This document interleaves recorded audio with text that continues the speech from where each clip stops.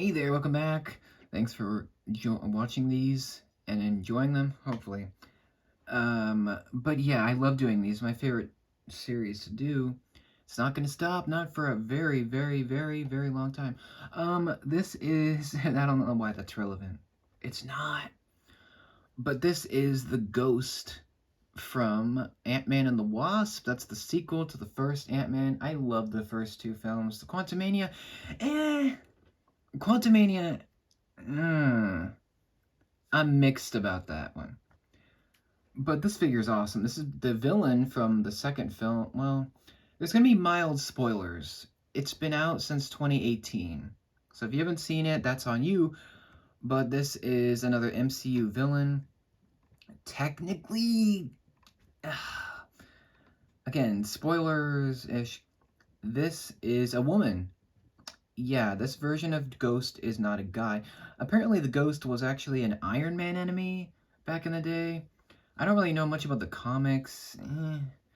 I know some things, not much. But I do know that Ghost was like an Iron Man villain at some point, and that's about it. So this is the MCU version of the character, and it is a woman, and she is a really cool character. Um, in my opinion, played by Hannah John Kamen. I think I'm pronouncing that right. And she's a British actress. She did a great job. I think she's going to be coming back in the Thunderbolt show. Don't quote me on that. That's just what I heard.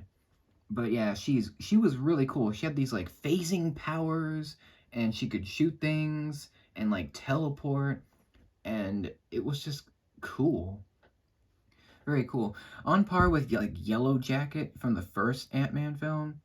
He was also very cool. And this figure comes from a one set. It's the Quantum Explorers. Uh, it's based on the first Ant-Man and the Wasp, the second one. It's like when they're going down in the quantum realm, and yeah, it's a cool scene and cool set. And I was able to get this figure. I saw her at Bricks and Minifigs, and I scooped her up because she's pretty rare. She only comes in that set. I don't think she's too expensive, but I just loved her figure as soon as I saw it back in 2018. I never got a chance to pick up that set. I still really want the first Ant-Man set that they came out with for the first movie. I wish I got that still to this day.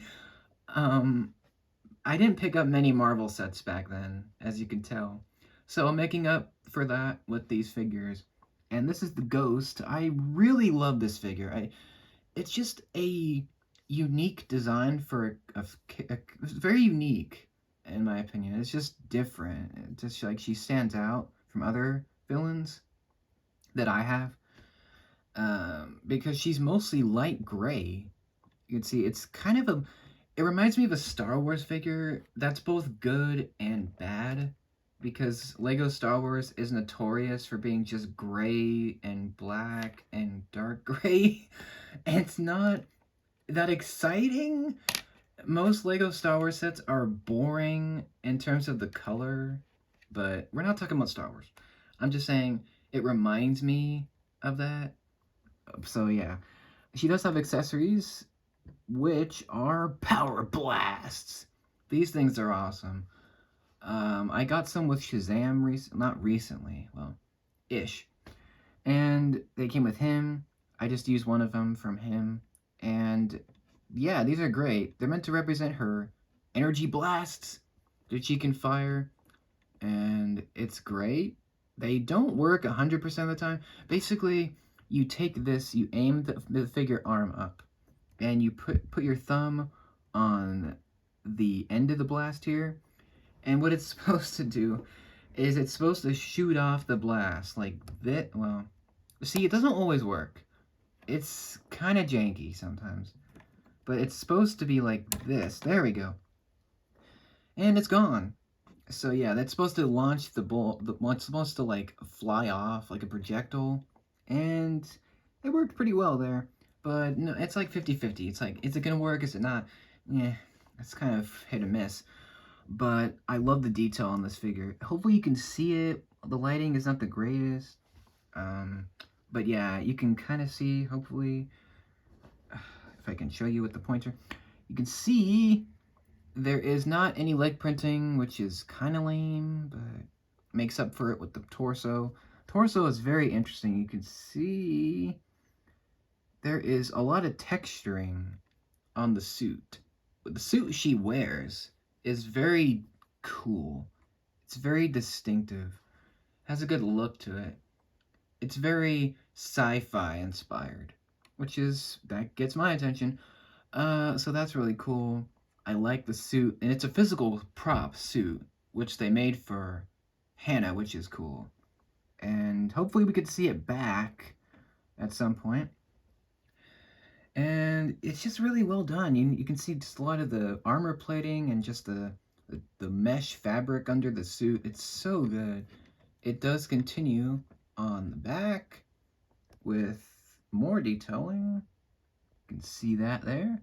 Just a lot of it. It's very, very cool. Very nice design work there. It's very detailed, which I like. Even though the legs, I feel like the legs could have used printing. It's fine. It just could have been a little bit detailed, a little bit more, but I do have an Imperial officer here.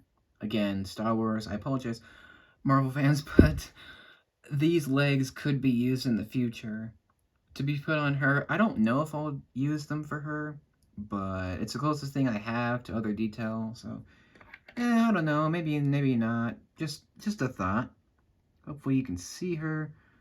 It's a little bit, there we go. So hopefully you can see her. The lighting is dark. I'm trying to enhance it. But there. She does have the hood piece, which is not new at all. That is old as heck. I don't remember what year it was released in, but it is not new. But it does look nice with her. I feel like maybe it should have been in a light gray to match her better, but yeah, it's whatever. It's a great piece. I like it. It reminds me of Lord of the Rings, which is not a bad thing. Love Lord of the Rings. And it reminds me of the Ring Wraith figures that they came out with. And speaking of which, I did see a lot of Lord of the Rings figures at Bricks and Minifigs. They were pretty expensive, but pretty awesome. So I don't know if I'll buy any of those. It's possible, but I don't know. It reminds me of that. So yeah. Here's her face. She does have two faces. They're very, very different. They're very unique to this figure. So this first figure is her helmet mask face. So when she has on the hood, she has on the mask. She's wearing a mask with a hood over it. So that's really cool. It's really cool, honestly. And then she does have another face, but I like the look of this first face with it looks like a very creepy. It looks very scary. It's just very ominous looking with the red eyes. And it reminds me of Ultron, kind of. And yeah, that's the first face. It works really well for her. And when you unmask her, that's what she looks like. With the minifig face. What is with the lighting of this? It's not working. Okay. That's her. That's Hannah. That's, oh, her real name is Ava Starr, by the way.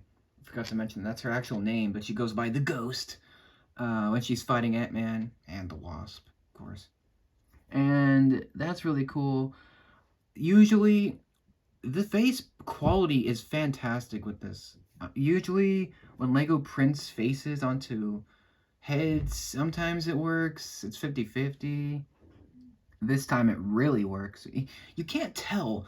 The lighting is terrible. I apologize.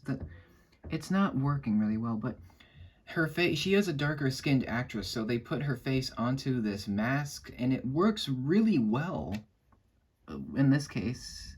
And you can see her pupils she has this evil smirk, of course, but she's more of a tragic villain. You will come to learn if you've seen the film, or you probably already know, but I'll pair that up with the hood. So this figure looks good without the mask print and with it. I love this figure. I'm glad I finally got it. It's been a while since that set came out, and I saw her there, and I snagged her because she was mine. So yeah, she's gonna go great. Technically my second villain I bought from B&M. The first one being Rex Dangervest. That's kind of a spoiler, but not really, because if you've seen the second Lego movie, you probably already know. Anyway, um, yeah, that doesn't really pertain to this, but I love this figure. I saw the Ant-Man figure. He was like 20 bucks. Oof. I'm guessing it was like the first Ant-Man minifig that they made, so maybe it was more worth it. I don't know. I do have one $20 figure. It's Deadpool, and it's freaking awesome. So, yeah. That was definitely worth it to me. Maybe in the future I'll get Ant-Man. I'm assuming if they have the Yellow Jacket figure, it's probably also 20 bucks because he also came in one set. I don't know. But this one is amazing. I love the character. She was just a breath of fresh air, like a cool actress and a cool character with a cool suit and a cool story. Unfortunately, she only appeared in Ant-Man and the Wasp so far in the MCU movies, which is kind of a disappointment, but I think she could come back in the Thunderbolt show again. That's what I've heard about her. I don't know if she's going to come back with the same actress. I'm assuming they'll bring her back. I don't know. But I loved her character. She was just a cool villain. And there was a cool reason why she was attacking Scott and Hope. It wasn't it was more of a tragic reason. She was just trying to get rid of her powers. Speaking of, I want to talk really quick about her powers.